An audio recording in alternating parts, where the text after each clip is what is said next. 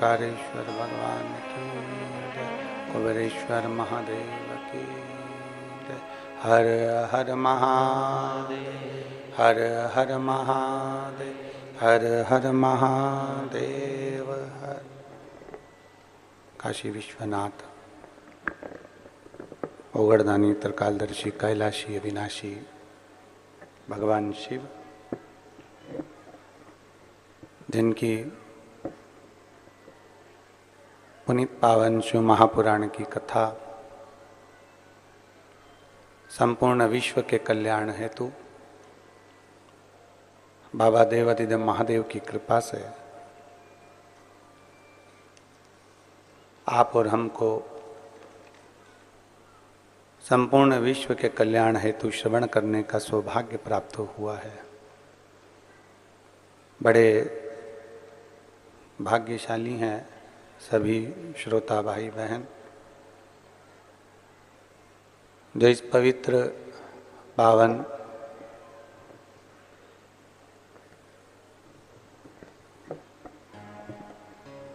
शिव महापुराण की कथा का लाभ ले रहे हैं। भगवान शिव, इसमें गुनगुन आवाज आ रही है ना, वो बंद करो, माइक में गुनगुन आवाज आ रही है। भगवान शिव ओगड़दानी, त्रिकालदर्शी, कैलाशी, अविनाशी देवादिदेव महादेव भगवान शंकर, जो संपूर्ण विश्व का कल्याण करने वाले हैं, संपूर्ण जगत का उद्धार करने वाले हैं,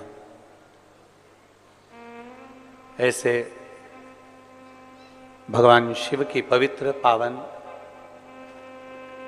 शिव महापुराण की कथा आप और हम सभी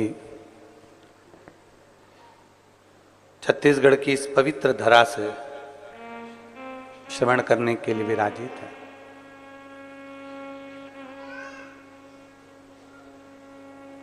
पांच दिवसीय ये भगवान शिव की अनुपम आनंदित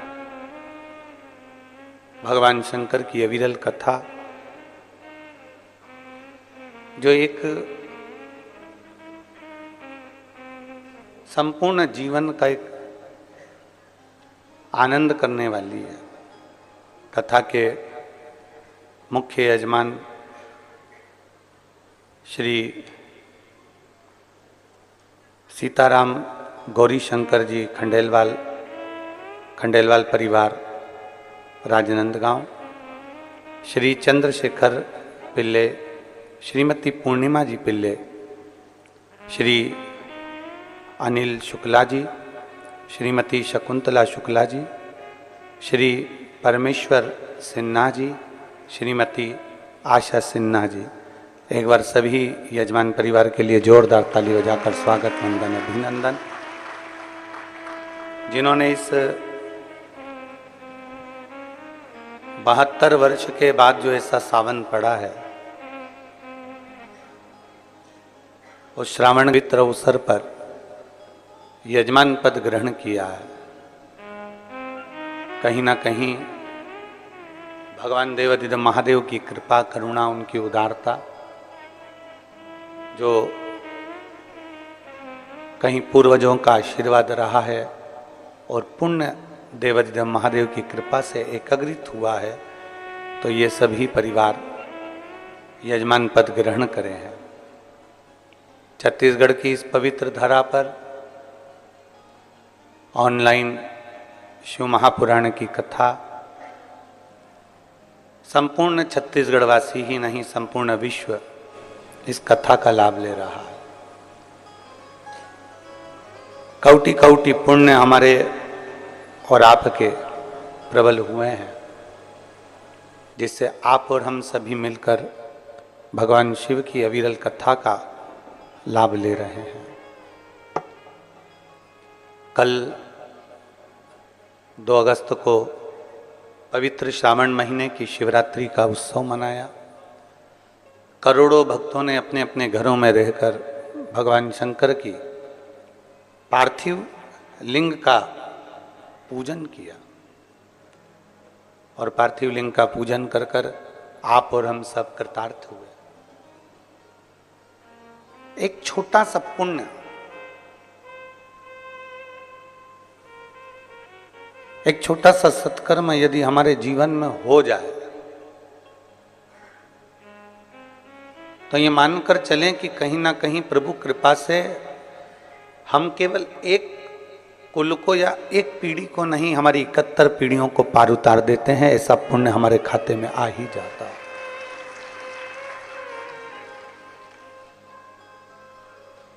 कहीं शिव कृपा से, हमने पहले भी कथाओं में कहा, कमाया कमाया कमाया आखिरी में जोड़ा जोड़ा और फिर संसार में ही छोड़ा। उसका भोग हमने नहीं किया,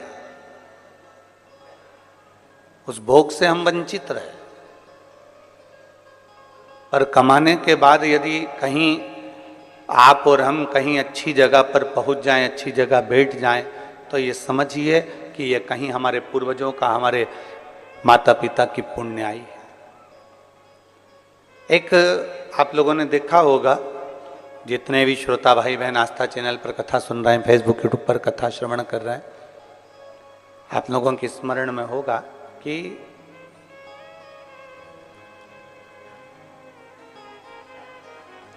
ऊंट वाले आते हैं, भेड़ वाले आते हैं, भेड़ चराने के लिए आए, ऊंट वाले ऊंट लेकर भेड़ लेकर आए और जंगल में भेड़ चराते हैं।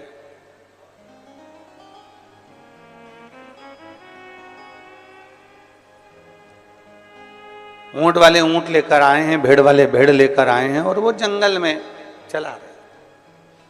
पर जो समझदार होता है, जो चतुर होता है, जो विद्वान होता है, इसकी विद्वत्ता क्या कहती है कि जिस कोई गरीब बड़ा है, कोई साधारण है और उसके पास में खेत के अंदर खाद डालने का पैसा नहीं है, उसके पास में खेत में दवाई डालने का पैसा नहीं है, खाद डालने का पैसा नहीं है, तो वो चतुर व्यक्ति क्या करता है कि वो ऊंट वाले से कहता है, भेड़ वाले से कहता है, भैया तुम एक काम करो, ये भेड़ों को हमारे खेत में ठहरा दो, इन भेड़ों को हमारे खेत में इनको बिठा दो। यदि आप इन भेड़ों को हमारे खेत में बिठा दोगे, इन भेड़ों को हमारे खेत में अगर विराजमान कर दोगे, बिठा दोगे, ये आवाज आ रही ना गुनगुन, ये बंद करो ना।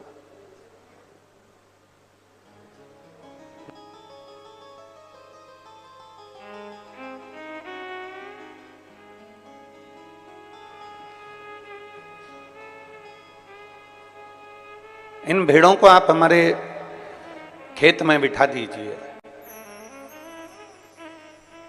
इन भेड़ों को आप हमारे खेत में थोड़ा रात्रि भर के लिए बिठा दो। उसको मालूम है कि मेरे पास में गला पकड़ रहा है, उसको मालूम है कि ये मेरे पास में ना तो मेरे पास में खाद का पैसा है, ना मेरे पास में दवाई का पैसा है, ना मेरे पास में कुछ खेत में डालने का कोई पैसा मेरे पास में नहीं। मैं साधारण किसान हूं, मैं गरीब बड़ा किसान हूं, मेरे पास में ये सब चीजें नहीं है, मेरे पास में ये कुछ भी है ही नहीं। और उसने ऊंट वाले से कहा कि भैया इसको तुम मेरे खेत में बिठा दो। क्या होगा उसको बिठाने से?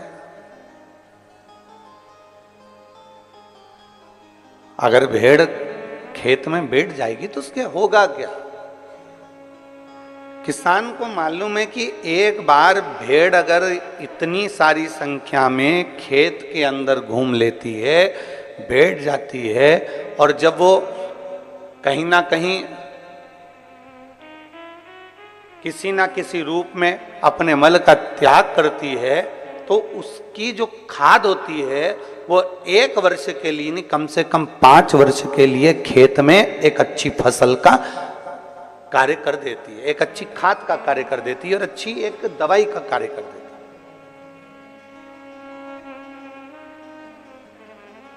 किसान को मालूम है कि मेरे पास में इतना धन नहीं है, किसान को मालूम है कि मेरे पास में इतना पैसा नहीं है।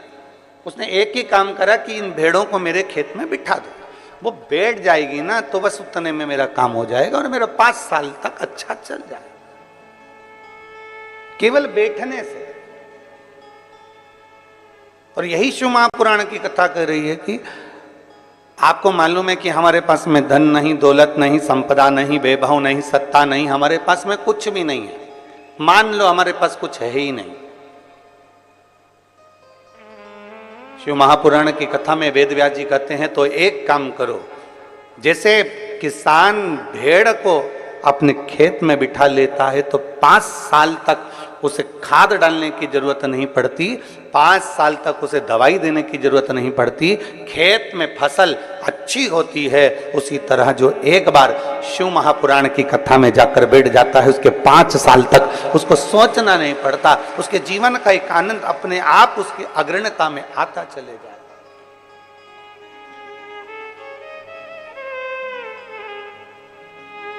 अपने आप वो आगे बढ़ता चले जाता अपने आप लोग तो ये शास्त्र में तो हम लोग भेड़ का अगर चरित्र पढ़ रहे हैं तो 5 साल का बोलते हैं, पर शिव महापुराण की कथा तो यहाँ तक कहती है कि आपने अगर भगवान शिव की पवित्र कथा में, भगवान शंकर के मंदिर में, भगवान शंकर के शिवालय में, भगवान शंकर के भक्त के लिए, शिव भक्त के लिए शिवालय में या कथा में या अन्य रूप से अगर हमने 98 भी खर्च करी है तो उसको एक छोटी सी डायरी में लिख के रख लेना चाहिए कि हमने इतनी तारीख को ये रुपया यहाँ खर्च किया है, पुराण में, शिवालय में या शिव भक्त के लिए किया गया है, उसको लिख कर रखो।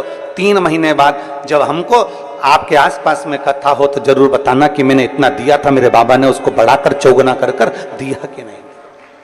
एक शिव भक्त, एक भगवान शंकर की अविरल भक्ति, भगवान शिव की उपासना, भगवान शंकर की अविरल भक्ति को, भगवान शंकर की अविरल भक्ति को हम धारण करें। और तेरी कृपा बिना एक भी अणु लेते हैं श्वास, तेरी कृपा से बखान क्या करूं मैं राखों के ढेर का, चपटी भभूत में खजाना कुबेर का। हे गंगाधार मुक्ति द्वार ओंकार तू, बोले ओंकार तू, आयो शरण तिहार शंभु तार तार तू। हमने अगर 1 रुपया भी खर्च करा है, हमने 1 रुपया भी शिवालय में, देवालय में, शिव भक्त के लिए कहीं ना कहीं लगा दिया गया है, उसको लिख के रखो कि हमने 1 रुपया दिया है।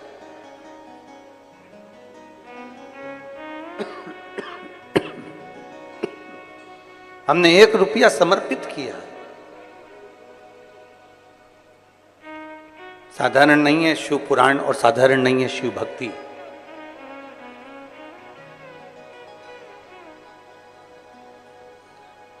लाखों,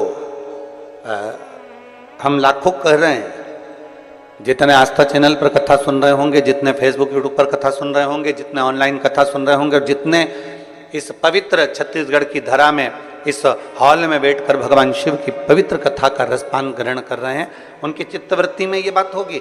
हम लाखों कर रहे हैं, पर लाखों नहीं, करोड़ों शिव भक्त, करोड़ों बेटा बेटी, करोड़ों शंकर के भक्त, लाखों शिव भक्त श्रावण के महीने में 2 लोटा जल भगवान शंकर को समर्पित करते हैं।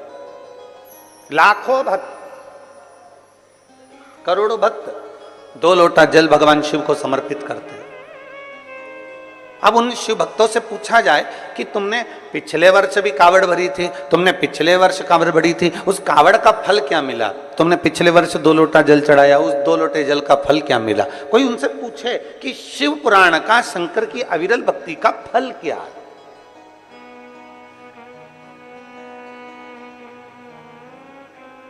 आप इतनी संख्या में बैठे हो, कहीं ना कहीं बाबा ने आप पर कृपा करी है। ये यजमान परिवार जो हैं, सभी शुक्ला जी, पिल्लई जी और खंडेलवाल जी आदि सिन्हा जी, ये सब जजमान परिवार तो बन के बैठे हैं, इनके ऊपर तो प्रभु कृपा हुई है। पर जितने श्रोता भाई बहन यहाँ बैठे हुए हैं वो भी तो अपनी बुद्धि से जरा विचार करें कि हमारे पूर्वजों ने ऐसा कौन सा पुण्य कर दिया था जो सावन महीने में हम यहाँ आकर बैठ गए, भगवान शंकर की कथा का रसतत्व हमने ग्रहण कर लिया। ऐसा कौन सा पुण्य हमने किया था?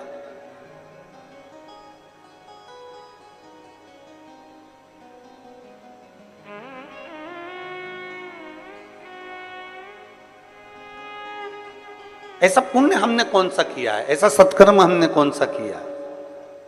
ऐसा भजन हमने कौन सा किया है?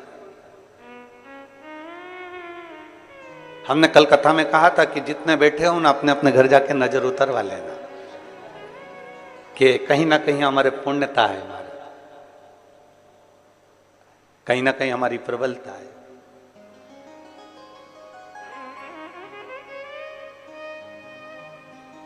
और बड़ी वो कहते हैं सोने की चेन अगर गले में पड़ी हुई है या सोने का मंगलसूत्र पड़ा हुआ है तो उसको देखकर चोर तुम्हारे करीब में आता है। और मान लो सोने की चेन है ही नहीं, सोने का मंगलसूत्र है ही नहीं, रुद्राक्ष धारण कर रखा है या तुलसी की माला पहन रखी है, चोर आएगा बाजू में, उसको मालूम है 5 रुपए की तो बाजार में मिल जाती है, 10 रुपए की तो बाजार में मिल जाती है। जब कोई व्यक्ति मरता है तो मरने वाले व्यक्ति के शरीर पे से सारा सोना रात को ही उतार लिया जाता है, संपूर्ण सोना।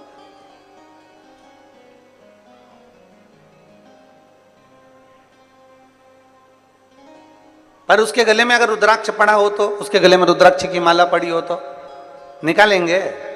अरे जम के तो बोलो जरा, नहीं निकालेंगे। तुलसी की माला पड़ी है तो कोई निकालेगा? नहीं। क्या कहेंगे?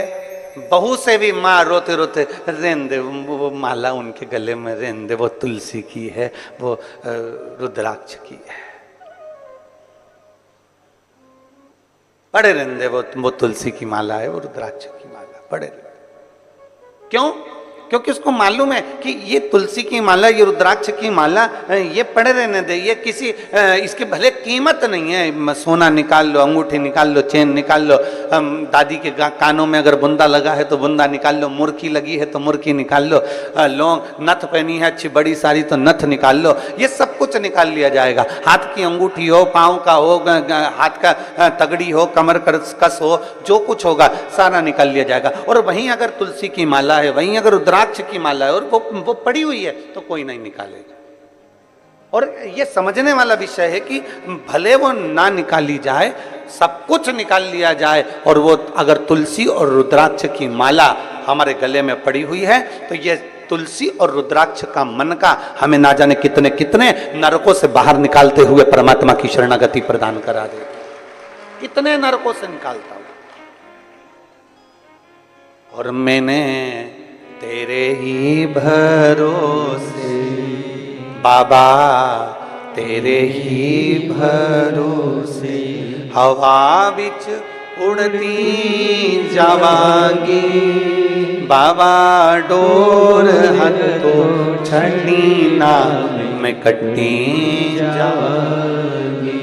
भोले मैं तेरी पतंग, शंभू मैं तेरी पतंग, हवा बिच उड़ती जावांगी बाबा, डोर हथो छड़ी ना मैं कटी जावांगी।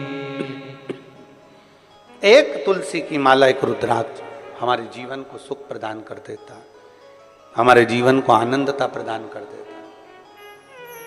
एक बेलपत्र हमारे जीवन को सुख प्रदान कर देती। हम शंकर भगवान का एक लोटा जल समर्पित करते हैं, शिव की भक्ति करते हैं, शंकर को एक लोटा जल चढ़ाते हैं, वो हमें कितना फल देती है, कितना फल देती है। एक कथा आती है, बड़ी सुंदर प्रसंग है, जरा स्मरण करिएगा सभी, जितने चैनल पर कथा सुन रहे हैं, जितने ऑनलाइन कथा सुन रहे हैं, सब अपनी चित्तवृत्ति में रखिएगा इस कथा। एक राजकन्या थी, बड़ी सुंदर थी, बड़ी सुंदर। और राजकन्या इतनी सुंदर, इतनी बढ़िया, इतनी सुंदर, वो राजकन्या इतनी सुंदर कि उसको देखकर देवता भी आकर्षित हो जाए। इतनी सुंदर राजकन्या, इतनी सुंदर। अब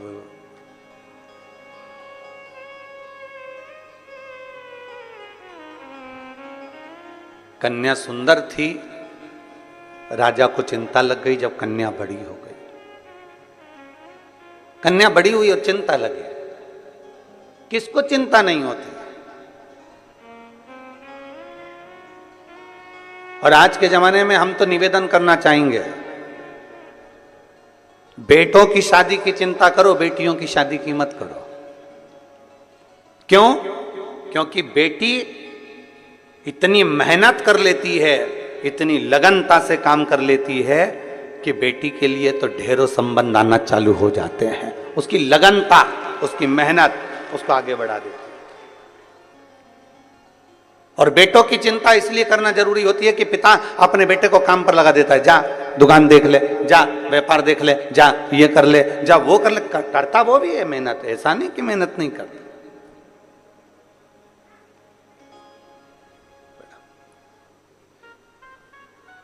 करता वो भी मेहनत है, बिठाओ भी। ऐसा नहीं कि वो मेहनत नहीं करता है, उसके पास में मेहनत करने का कुछ क्रम नहीं होता, वो मेहनत करता है, करता। पर चिंता हमें बेटी की नहीं, चिंता हमें बेटे की रहे। बेटी अगर लगनता से मेहनत कर रही है, अपने पिता के कार्य के प्रति जागरूक है, अपने पिता के वचन के प्रति जागरूक है और अपने पिता के बोले हुए शब्द के प्रति जागरूक है, तो फिर बेटी की चिंता नहीं रहती। फिर बेटी की चिंता नहीं। शिव पुराण कह रही है, भगवान शंकर का संवाद कर रहा है, भगवान उगड़दानी का संवाद कर रहा है, भगवान शंकर की पावन कथा कर रही है। राजकन्या इतनी सुंदर थी, इतनी सुंदर राजकन्या कि उसको देखकर देवता भी आकर्षित हो जाए। इतनी सुंदरता उस राजकन्या में, इतनी सुंदर। और फिर निवेदन आप सबसे, क्रीम की चमक, क्रीम की चमक कुछ दिन की रहती है, और यदि अच्छे कर्म करे हैं तो वो चमक तुम्हारे मरते दम तक रहती है, वो अंतिम समय तक है। बोल बम का नारा है, इतना धीमे बोलोगे तो कल्याण तुम्हारा है। बोल बम का नारा है, सारी समस्या का हल। क्रीम की चमक थोड़े दिन की है, पर अच्छे कर्म की चमक तुम्हारी जिंदगी भर की है, जीवन भर की।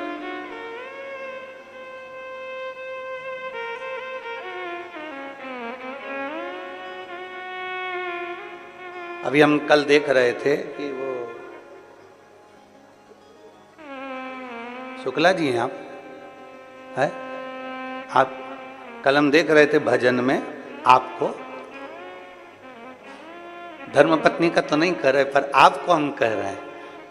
जब भजन चल रहा था, आपको किसी से मतलब नहीं था, पर आपका नृत्य शंकर को रिझाने के लिए ऐसा जोरदार कमर से आनंद लेते हुए नाच रहे थे कि हमारा भी मन कर रहा था कि हम भी नीचे उतर कर आपके साथ आ जाएं। इतनी भोलेपन से, इतनी सहजता से। और अवस्था देखो क्या कितनी होगी, कितने साल की हो, है 66। नजर उतरवा लेना। प्रणाम।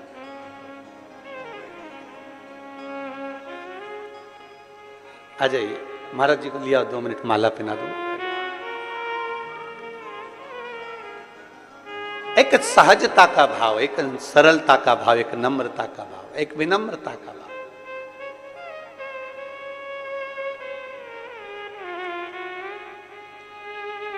और जब अपने भीतर की सरलता होती है ना, अपने भीतर का जब भोलापन होता है, अपने भीतर की जब सहजता होती है ना, तो शिव पुराण कहती है शंकर भगवान को जितना जल प्रिय नहीं, जितना दूध प्रिय नहीं, जितना पंचामृत प्रिय नहीं, जितना सामग्री बेलपत्र प्रिय नहीं, जितनी कोई वस्तु प्रिय नहीं, शिव जी कहते हैं मुझे सबसे ज्यादा व्यक्ति का भोलापन प्रिय है। शंकर को सहजता प्रिय।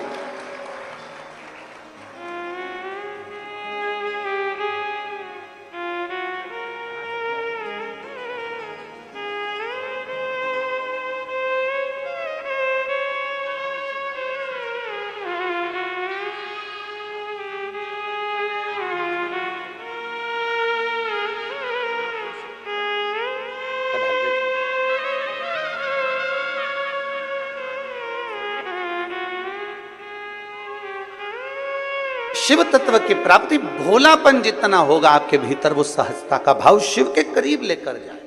जितने भोले होगे आप उतने शंकर के पास हो। पर निवेदन एक ही है, भोले भोले के लिए बनो। संसार के लिए भोले बन जाओगे तो लोग तुम्हें पीछे धकाना चालू कर देंगे और एक कोने में ले जाकर छोड़ देंगे। फिर निवेदन करूंगा, फिर निवेदन, भोले भोले के लिए बनो। और भोले बनना है तो भोले व्यक्ति के लिए बनो, जो सहज हो उसके लिए हम सहज हैं, जो सरल है उसके लिए हम सरल, जो आनंदमय है उसके लिए हम आनंदमय हैं।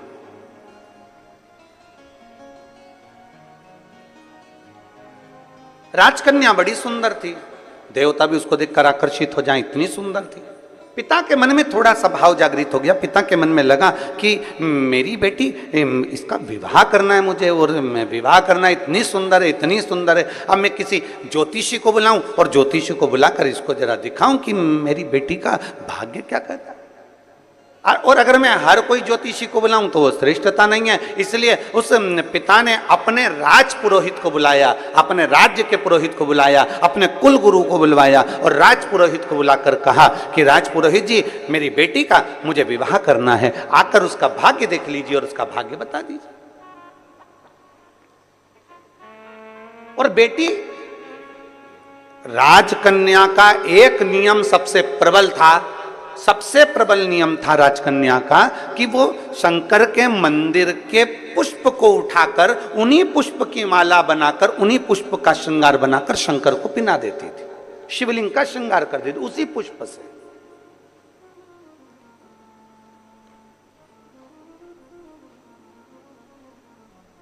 जैसे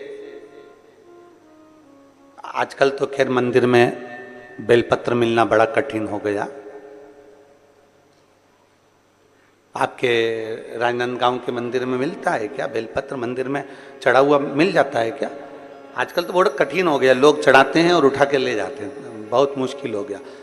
यदि भूलवश भी अगर कोई व्यक्ति मंदिर में बेलपत्र चढ़ा हुआ है और बेलपत्र उसने एकत्रित कर लिया मंदिर के अंदर ही, और मंदिर में बेलपत्र एकत्रित कर कर धागा लिया और उस कच्चे धागे में, उस कच्चे धागे के अंदर अगर उस बेलपत्र की डंडी को पीछे से उसने एक एक साधारण सी गांठ लगाकर उस बेलपत्र की माला को सिद्ध कर लिया, हल्की सी कच्चे सूत की गांठ लगाते लगाते मंदिर की चढ़ी हुई बेलपत्र को, शंकर पर चढ़ी हुई बेलपत्र को, शंकर की चढ़ी हुई बेलपत्र को ही उसने गांठ लगाकर जब माला सिद्ध कर ली और सिद्ध कर कर अगर वही माला भगवान शंकर को अर्पित कर देती है तो कहते हैं कि हमारा फिर पुनर्जन्म होता ही नहीं है, इस संसार सागर से हमारी मुक्ति हो ही जाती है, पुनर्जन्म से हम छूट जाते।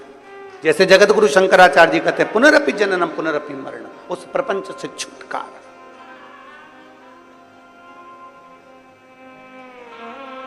अब कई लोग ऐसे होते हैं कि वो पत्ती में छेद कर देते हैं, नहीं, शिव महापुराण की कथा कहती है चाहे बेलपत्र हो चाहे तुलसी पत्र हो, चाहे बेलपत्र हो चाहे तुलसी पत्र हो, इन दोनों पत्ती के अंदर सुई को नहीं पिरोना चाहिए। बेलपत्र के अंदर भी सुई को नहीं डाला जाता और तुलसी पत्र के अंदर भी सुई को नहीं डाला जाता, दोनों पत्र में। हाँ, कच्चे धागे से आप उसमें डंडी में गांठ लगाकर भगवान शंकर को माला धारण कर सकते हो, पर कौन सी बेलपत्र? फिर से बोलो जरा जम के, कौन सी बेलपत्र? जम के आवाज आना चाहिए। जो शंकर भगवान पर चढ़ी हुई है वही बेल धोया, माला सिद्ध करी और वही माला मेरे देवाधिदेव महादेव को समर्पित कर दी, वही माला। नमामि शमीशा निर्वाण रूपम विभुम व्यापकं ब्रह्मवेद स्वरूपम। नमामि शमीशा निर्वाण रूपम विभुम व्यापकं ब्रह्मवेद स्वरूपम। नमः शिवाय। ओम नमः शिवाय। नमः शिवाय। ओम नमः शिवाय। नमामि शमीशान निर्वाण रूपम विभुं व्यापकं ब्रह्म वेद स्वरूपम नमामि शमीशान निर्वाण रूपम विभुं व्यापकं ब्रह्म वेद। शिव को चढ़ा हुआ पुष्प शंकर को वापिस समर्पित, शंकर का बेलपत्र शंकर को वापिस समर्पित। तेरा तुझको अर्पण, क्या लागे मेरा, मेरा है क्या।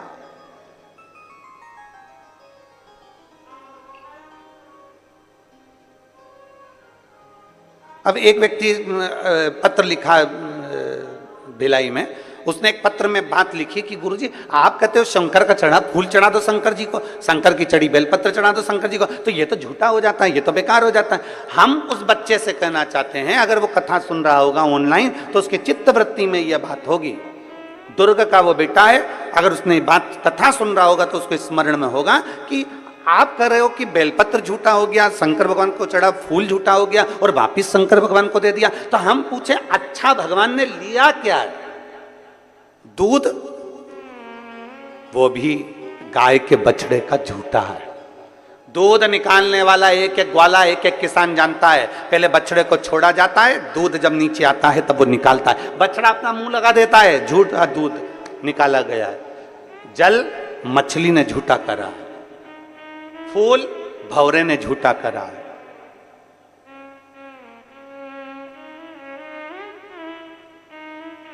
और जब मेरा भोलेनाथ झूठा जल स्वीकार कर सकता है, झूठा फूल स्वीकार कर सकता है, झूठा दूध स्वीकार कर सकता है, तो अपन कौन से सत्यवान है। अपन भी तो झूठे हैं। तो जरा विचार करो कि वो झूठा पुष्प, झूठा दूध, झूठा जल स्वीकार कर सकता है, तो मेरा शंकर अपन जैसे झूठे को भी स्वीकार कर सकता है। वो सरल है, सहज है, आनंद है।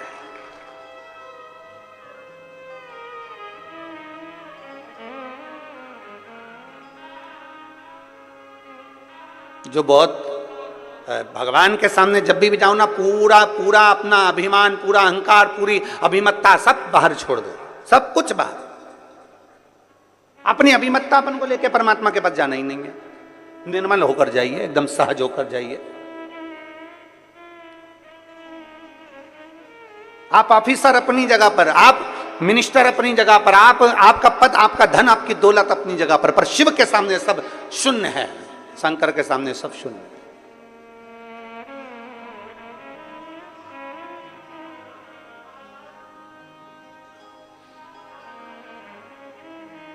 विचार करिएगा। बच्चा कहता है कि सब ये झूठा, हम कहते हैं झूठा नहीं, भगवान उसको स्वीकार करता है। एक शंकर पर चढ़ी हुई बेलपत्र 5, 7, 8, 15, 20 मिल भी गई और उसकी अपने माला तैयार करके शिव को समर्पित भी कर दी, तो ये श्रेष्ठता है उसमें। राजकन्या इतनी सुंदर थी, उसका एक काम था, बाल्यवस्था से 4 वर्ष की जब राजकन्या थी तब उसने अपने कहीं सखी के, कहीं सहेली से सीख लिया था कि मंदिर में पुष्प पड़ा है, उससे श्रृंगार कर दिया, रंगोली बना दी, वही फूल से भगवान की जलाधारी का श्रृंगार कर दिया, वही पुष्प से शिव का श्रृंगार कर दिया। राजकन्या धीरे धीरे धीरे धीरे बड़ी होती चली गई। कन्या बड़ी हो गई, कन्या बड़ी हो गई, मंदिर में जाती, श्रृंगार करती, भगवान का सेवा करती। पिता को चिंता लग गई कि मैं अपनी कन्या का विवाह किससे करूं, इसको किसको समर्पित करा जाए, किसको दिया जाए। और फिर निवेदन है, राजा जनक जैसी चतुरता लाकर रखना अपनी बुद्धि में। बेटी का विवाह करने से पहले राजा जनक जैसी विद्वत्ता लेकर आओ। राजा जनक ने एक संकल्प किया था, मेरी बेटी का विवाह मैं उसी के साथ करूंगा जो धनुष को उठाएगा, चढ़ाएगा, मैं बेटी उसको ब्याह दूंगा। राजा जनक जी ने ऐसा विचार क्यों किया? क्योंकि राजा जनक की बेटी माता जानकी जी जब 4 वर्ष की थी तब राजा जनक जी ने अपने सेवकों से कहा था, धनुष के नीचे का भाग लीप कराओ, पोंछ कराओ, आज मुझे पूजन करने आना है। सेवक गए, धनुष को 10-10 हजार सेवकों ने उठाया पर धनुष उठा नहीं। सेवक वापिस आ गए, सीता जी खेल रही थी। 4 वर्ष की सीता जी को देखकर कहा, सेवकों ने तुरंत कहा, जानकी जी पिताजी आए तो कह देना हमने धनुष के आसपास का लीप दिया पर धनुष हमसे नहीं उठा, इसलिए उसके नीचे हम गोबर से नहीं लीप पाए। आप कह दोगी ना? सीता जी ने कहा, क्या काका तुमसे धनुष नहीं उठा? चलो मैं उठाती हूं, तुम लीप देना। सीता जी गई, 4 वर्ष की माता जानकी जी ने अपने उल्टे हाथ से धनुष को उठा लिया, सीधे हाथ में गोबर लेकर लीप दिया और धनुष को रख दिया। जनक जी जब पूजन करने के लिए आए, जनक जी जब पूजन करने के लिए आए तो जनक जी ने देखा कि आज धनुष के नीचे का भाग पहली बार लिपा हुआ है। ये किसने लीप दिया? सबने कहा जानकी जी ने लिपा है। जानकी, 4 साल की जानकी, बुलाओ सीता को। जानकी को बुलाया, जानकी बेटा तूने ये धनुष कैसे उठा लिया? उसने कहा पिताजी बिल्कुल सरल था, उल्टे हाथ से सीता जी ने अपने